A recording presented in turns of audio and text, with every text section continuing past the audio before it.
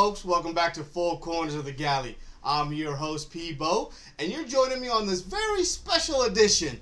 Today, I'm going to give you a complete breakdown of Mission Impossible from 1 to Rogue Nation. I'm here to give you my distinguished and gentleman opinion on the classy that is Mission Impossible. What am I kidding? We're talking Ethan Hunt. Mission Impossible. This isn't James Bond. This is modern day. We don't need all this stuff. We just need our wits and our tools to get us to where we need to get. On this one, we're going to break it down Ethan style. That's right, folks. We're going to go for it all. This is all they give me. I'm in training. I'm working on it. So, yeah.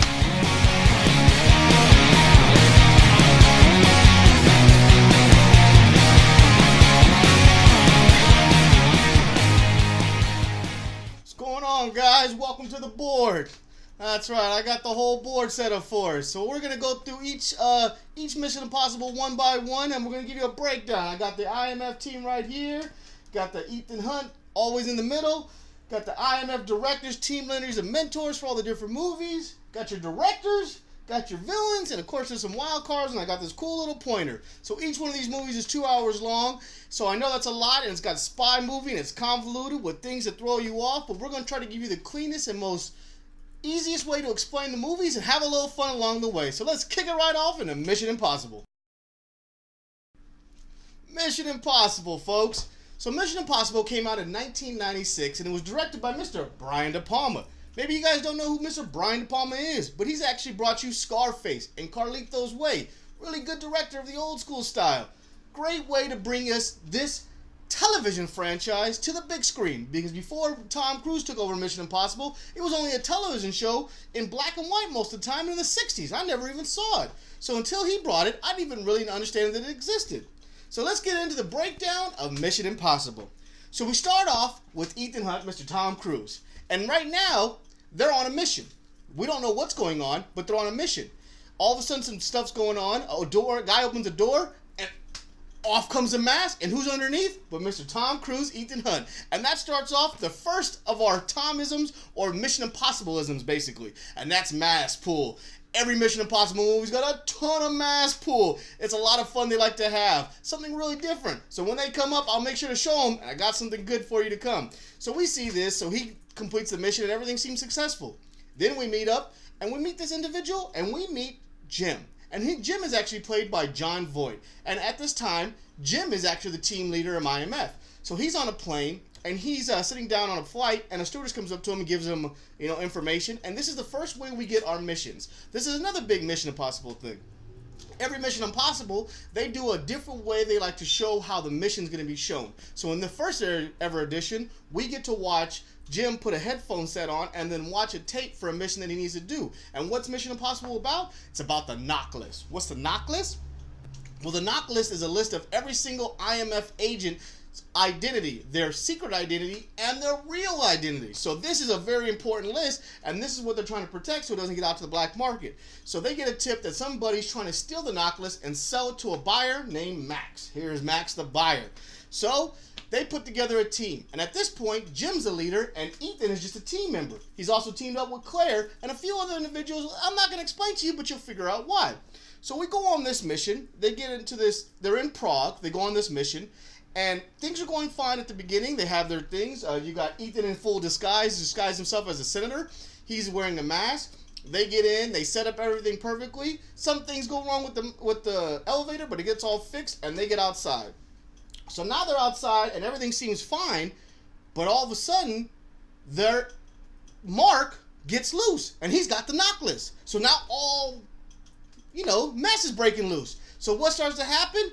One by one, each one of Ethan's team members starts dying. And the only one who's left alive is Mr. Ethan himself. So that doesn't look good. So Ethan goes and does what his protocol is, and every single time that something bad happens in Mission Impossible, Ethan's either got to find a phone and do a secure line where he calls some weird number. He calls that line, gets a call back, and who's there on the other line? None other than Kittredge, the IMF director. And he's actually in Prague, and he's freaking out because he's going to meet with Ethan. Ethan wants to know, why is the IMF director in Prague? So they go have a meeting. At the meeting, basically, Kittredge tells Ethan that they've been tracking a mole inside of IMF who's trying to steal the knock list and sell it to the buyer Max. And because all of Ethan's team is dead, they think he's the mole. Well, Ethan's not going to have this, and this starts off the third or second, whatever, of the Mission Impossible isms, and this is Tom running. Can't no one run faster than Tom. I got something for you, Tom. So Tom breaks out, hits a freaking fish tank, and breaks out in this great scene, and he gets away, and now Tom's on the run. He gets back to the safe house afterwards and meets up, but who's at the safe house? Part of his team? Claire. Claire's still alive somehow, and she's there. Now, Ethan's got some doubts about this because how would Claire be alive when everyone else is dead, and he's trying to figure out what's going on. So at the same time Ethan's trying to figure this out, he's also trying to figure out a way to get in contact with Max because he needs to figure out this big mystery that's going on.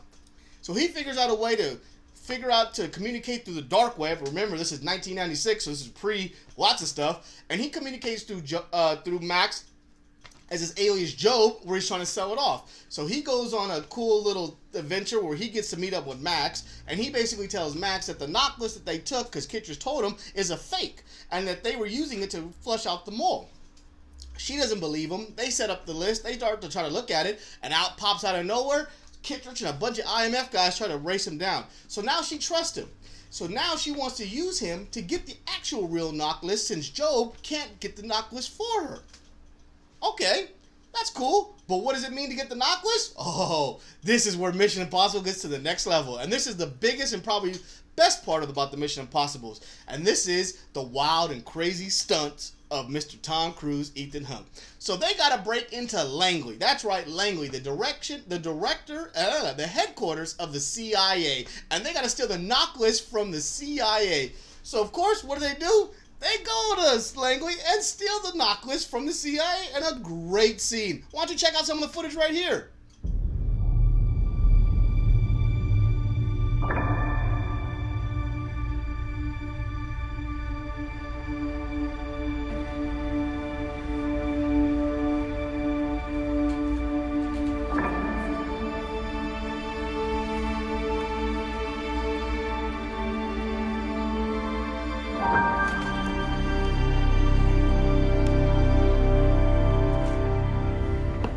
I know Tom did it cool, but I thought I was okay there too. You see me, I was trying to get my little Tom in there. So he gets the list, he breaks out, he contacts Max, they let him know they got the list, and Max wants to help him out. Because out of nowhere, who shows up? But Jim! That's right, he's still alive, folks! Holy crap! Jim's alive, his leader, his mentor, he's still alive! Why? I don't know. But Ethan's starting to think that maybe it's Jim that was the mole. So they set up this great plan. Well, Ethan sets up this great plan to meet Max for the Knox list. He sets it up on a bullet train so they can meet up. Oh, I'm sorry. My fault. Before I got too far over myself, Ethan was kicked out of the IMF, obviously, after when they thought he was the mole, and he meets back up with Claire before they go to Langley, and they get a bunch of disavowed old IMF agents. One they pick up is Luther, and we know, well, if you know Mission Impossible, Luther's going to make it through. The other one is Kreger. And both of them are disavowed ex-IMF agents that are helping Ethan, that help him to break into Langley. Sorry, I forgot that. I'll make sure I get on the next one. So they set up this huge train heist for them to set up. But for some reason, things are a little funky. So, Ethan is trying to protect himself. He sends some glasses to Kittredge because he knows Jim's alive, and Kittredge doesn't know that Jim's alive, who Ethan thinks is the mole. He sends some glasses, which gives him the ability to see through things and see people with they're like video glasses. He sends them to Kittredge, and then lets Kittredge know that he's going to be on that bullet train to meet up with Max, the buyer, to sell the knock list. So they got this whole elaborate plan set up. But what you don't know is Max sets it all up. They get there, and you see Claire go to the back to meet up with Jim, who she thinks is Jim, and get the money that they're getting from Max and get out of there. And she tells Jim, "We gotta go." But it's not Jim. It's a mass reveal, and it's Ethan. He knew it the whole time. He just didn't know that Claire was a part of it. It's all crazy. Mission Impossible. Leaders become enemies. People you trust and you think you love are really behind you. And this guy didn't really do anything wrong. Crazy. So all in all, what happens? You got this big chase that happens on top of a train. Basically, Jim's trying to break for it, and Cracker's on his side, and he pulls in with a helicopter, but they're on a bullet train. So Ethan's trying to chase after him on his bullet train. He's got this helicopter behind. They jump on this helicopter, and then they got this thing. In the first episode of Mission Impossible, they tried to make it more like James Bond, so they showed at the beginning a lot of his gadgets. They don't do that going forward, but he had this cool gadget, which was his gum, red light, green light. So he takes his gum, sticks it on the helicopter that's got Jim and Carter, and it blows up. Ethan flies off, grabs on the train. Everything is great. Woo! Ethan made it through. And now he stepped up. He's brought the knock list back to Kittredge. He's gotten rid of Jim, and he's gotten rid of Kirker. Claire's going to jail. Luther gets off the disavowed list and gets back on IMF. And now Ethan is stepped up and moved up to the ranks as team leader. Woo! All that in the first one. And that was great. Alright, guys. Well, that's how you start off a series. That was great. Little espionage back and forth. Found out that the mentor was really a villain. Put it all together in a nice little box. And at the end, Ethan sits in that, I don't know if it's the same plane, but he sits down. Lady comes up to him with a new video. And now he's listening to the tape to get ready for his new mission. So let's kick it over to Mission Impossible 2 when he comes back and tries to take on the world. Mission Impossible 2, folks. The one we must not speak about. Yeah, that's right. I said it. This movie came out in the year 2000, directed by Mr. John Woo, who had great success with Face Off and Hard Boiled. Well, this one is probably the most convoluted of all the Mission Impossibles. I mean, not everyone's going to be a great one, and this one really goes off the rails pretty fast. 4 years after the original, they come back, and John Woo takes over. And yes, I know this is Ethan from first one, but I refuse to put Ethan from 2 up. And, yeah, let's kick it at 2 and talk about 2. All right, so Mission Impossible 2, The Hunt for a Chimera. So we catch up with Ethan, and he's on a plane. And he's sitting with the doctor from the first one. And he's calling him Dimitri because he thinks he's Dimitri from the first Mission Impossible. Little side thing in there. They like to throw a little fun stuff in there. And he's like, why do you keep calling me Dimitri? Out of nowhere, Tom knocks out this doctor. You're like, what the heck is going on? He stands up. It's not Tom. He removes his mask. Oh, man, we got the villain from the first one. We got Mr. Sean. I mean, not the villain from the first one. We got the first villain for the movie. We got Sean, who's actually IMF and has gone bad. So what does Sean and his team with Hugh do? They crash the plane. They jump out and freak out and jump out of a jumbo jet and then crash a plane into the water because they're trying to steal the super genetically mutated drug Chimera, and they think it's in his briefcase. So they get down there, but they find out it's not in his briefcase. So now we catch up with Tom, and Tom is on vacation. And not just any vacation, Tom is freaking rock climbing. Yeah, he's rock climbing by himself. So he gets caught up. IMF shoots him out a rocket, and then we get our first of our new missions, and in the rocket out pops some glasses. And Tom throws on his glasses and gets all of his information for his new mission, and he gets it from new team leader Mr. Anthony Hopkins. Now you wonder why on this picture. Well, this whole movie is a convoluted mess. This movie was actually all done by Mr. Wu. 3.5 hours was his first cut. The studio told him, no, we needed it 2 hours, so he had to cut out 1.5 hours of the story. That's why there was giant plot holes throughout this whole movie, and you barely see Anthony Hopkins as a team leader. I don't even know what the heck he is. So basically, his team leader gives him an assignment, tells him that he's set up Luther, Billy, and that he needs to go find a civilian who's a great thief in Naya. And this is the best part of this movie, is we get Miss Thaddeus Newton brought into the world. And I must appreciate that alone. So he has to go recruit her. They go to the Spanish thing. They do some dancing. And then they have to go. Then he chases after her. And they do some weird driving. I mean, John Woo was going wild with all the slow motion and the pigeons and the yada, yada, yada, yada, yada. I mean, this thing was a mess. So basically, he has to find Naya because Naya actually has relations with Sean. And they want to use Naya to infiltrate Sean to see if he has Chimera, so they can try to get the Chimera drug for him. She infiltrates, thinks that, and tells Ethan that he doesn't have it, but they need to go find it from another place. So this starts off with Ethan on his one mission where he gets Luther and Billy, and they have to break into this facility and steal the drug Chimera. Now, there's a whole bunch of nonsense that goes around, but a lot of it doesn't make a lot of sense because, like I said, they chopped up this movie like crazy. But basically, Ethan breaks into this facility, tries to steal the Chimera drug. Naya is there. She ends up injecting herself with this chimera drug that's, vital, and she's going to die. So he ends up escaping and getting away. She's recaptured by Sean, who at some point uses a freaking face of Tom. That's what it is. In this one, John Woo got slap happy with the mask. I mean, he wanted to do a reveal on all. Let's check out these reveals.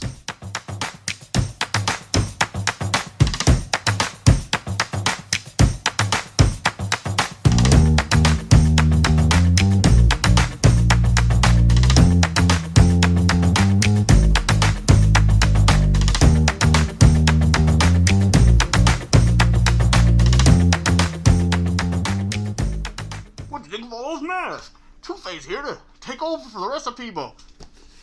Nah, see? Mask, people. Who doesn't love a good mask? Sorry, that's about the best I get. I don't got that IMF budget. Alright, so we got all the masks pulling. So Tom figures out where they're at with Naya. He has to break in, and he breaks in, of course, and it's got all this slow motion and craziness with Street Fighter and all this other craziness. Basically, he finds Sean with Hugh, and they're about to sell to this seller, and they're going to sell it, and Naya's still infected, but Tom breaks in. He disguises himself after he kicks Hugh's butt, disguises himself as Hugh, ends up stealing the chimera drug. A chase ensues. Him and Sean get into it, and what do? They get into a fight with motorcycles. That's right, folks. They use motorcycles like swords, and they go out into each other. Nonsense. That's all I gotta say, just nonsense. And then after they get off their motorcycles, then we gotta get Face Off 2 on the beach, where Tom's gotta and kick his butt and do all of his greatness. That's it, folks. That's Mission Impossible 2. It ends with Tom going back on vacation with Naya, and yeah. And probably we thought the end of Mission Impossible. I will say the best thing that comes out of this is that Metallica theme song. That thing was awesome. So, yeah. There's Mission Impossible 2, folks. Let's move on. Alright, guys. Now we're all the way up to Mission Impossible 3. This came out in 2006. And because I know 2 was a huge financial success, but critics and fans alike were really not that impressed by it, and 6 years later, they had to go get that franchise Viagra before everybody else. That's that JJ Abrams, folks. That's right. This is the man that single-handedly brought back Star Trek and Star Wars. And before he did both of those, he did Mission Impossible. So we got JJ back, and now we're back on Mission Impossible. So, we catch up with Ethan, and he's engaged. Holy crap. He's engaged to this lady named Julia right here. And Ethan is kind of semi-retired. So we catch up with him, and it's their engagement party. So we're at their engagement party. He gets a phone call, of course, and he has to step out. He steps out, goes to a convenience store, meets back up with Mr. John Musgrave, who we find out is one of his IMF companions, kind of tells him that there's something serious he needs to look at. So he takes the information and goes, okay. He goes, maybe you should take a few pictures. And what is this? This is our way that we get our mission for Mission Impossible 3. Musgrave gives Ethan a disposable camera that he holds up to his eyes and boom, gives him his mission. His mission is to rescue Lindsay. Who's Lindsay? Well, we've come to find out that Lindsay is actually his IMF trainee. Ethan has basically been retired since we've last left him, and he is now engaged, and he's now training IMF agents, and one of them is Lindsay. And they've already set up a team for him. They got Luther, Z, and Declan all to help him out to assist in getting Lindsay. So, of course, Ethan's going to do this. He sneaks away from his wife, breaks free, and goes to try to free Lindsay. He gets in. Everything seems great, but when they're trying to get Lindsay out of the thing, all of a sudden her head starts going crazy, and we don't know what's going on. You find out there's a little device inside of her brain. They're trying to shock her out of it, but before that can happen, she dies right then and there. That's right, another IMF agent dies at the beginning. We lose Lindsay before we even get started. Man. So Ethan's really broken up about this because now he's lost one of his big trainees that he's trained. So he comes back, and everything's in a mess. So the new director of IMF, Theodore, brought in by Mr. Lawrence Fishburne, is now pissed off because he went to go try to help out Lindsay, and he didn't follow protocol because she had a IED in her head and could have blown up the whole plane, and everybody's pissed off at what's going on. So this is not really sitting well. So in the secret time, Mr. Ethan and Julia get married at her job at a church wedding at the hospital chapel without anybody knowing, and just a few of the employees. Right after that, Ethan, with help from his boy Musgrave, goes on a mission with Declan Z and Luther to try to take out Owen, our villain of this one, Mr. Davies, Mr. Philip Seymour Hoffman, Mr. Rest in Peace, you were amazing, who's now the villain of this one, and he's trying to take him out because this is the gentleman that put the bomb in her head that's after the great... I'm sorry, that's after this edition of Mission Impossible magical thing, the rabbit's foot. Now, like all JJ Abrams movies, he really doesn't tell us what the rabbit's foot is because he likes that little mystery box he likes to create. So, we're after the rabbit's foot. So now they set up a plan to go to the Venetian. So they're going to go to the Venetian, and they're going to try to... the Vatican. Woo! This is not Vegas. We're trying to go to the Vatican, and they're trying to take Owen Davies out with their IMF team. So they set up a plan where Ethan is going to disguise himself as Mr. Owen Davies at the Vatican and take him and capture him.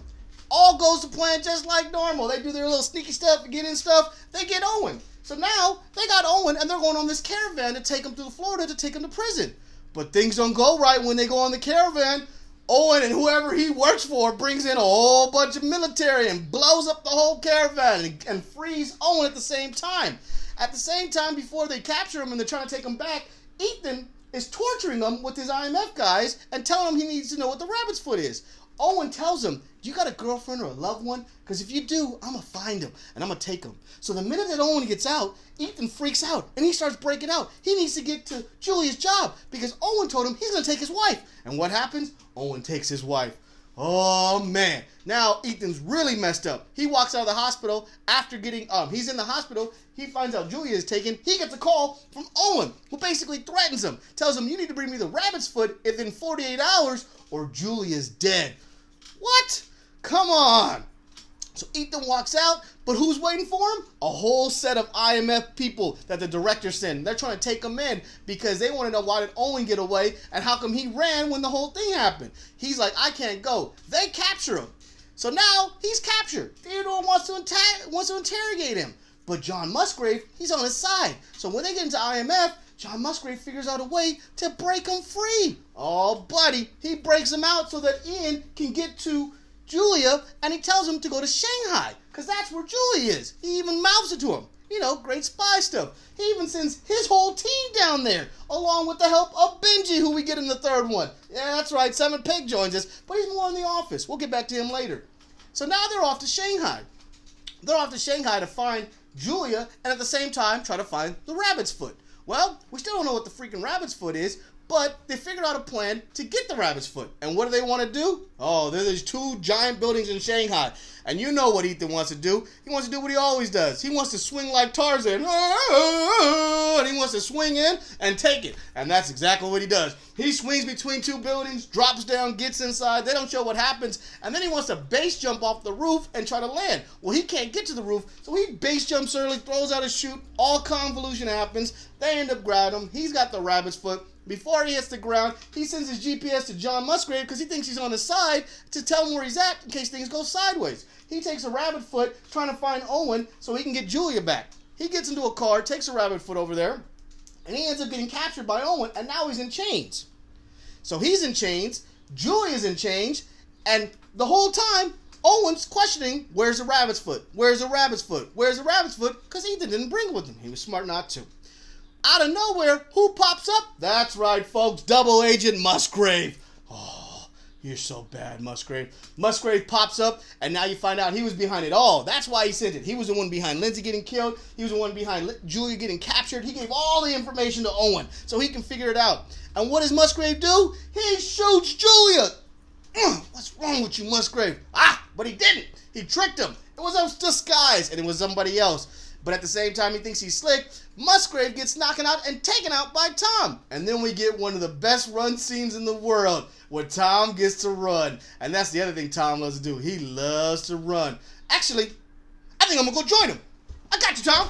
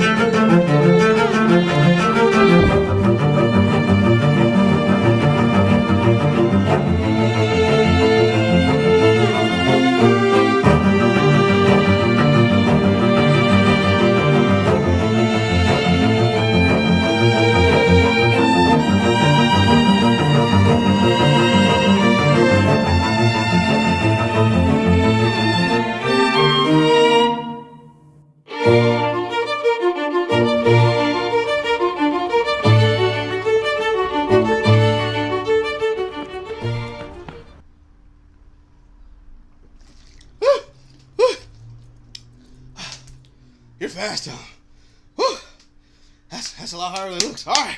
So Tom runs. He gets over where Julia is. He finds Julia. That's right. Then he gets into a confrontation with Owen. He kicks his butt. He kills him. But at the same time, before when Tom got captured, the same thing that happened to Lindsay is happening to Tom. They put an IED in his head. And now that thing's starting to tick. So Tom starts freaking out. After he's taken out Owen, he starts freaking out. He doesn't know what to do. He frees Julia. She has no idea he's a super spy. She's trying to freak out the whole time. He's trying to explain things to her. She's barely listening. He's like, look, you need to bring me back from the dead. He ends up yanking a cable, shocking himself and killing himself. Julia ends up killing Musgrave in the place because he's trying to get away with the rabbit's foot. She brings back Tom to life. Woo! Everyone's good. All right. Julia's safe. They got their rabbit's foot back.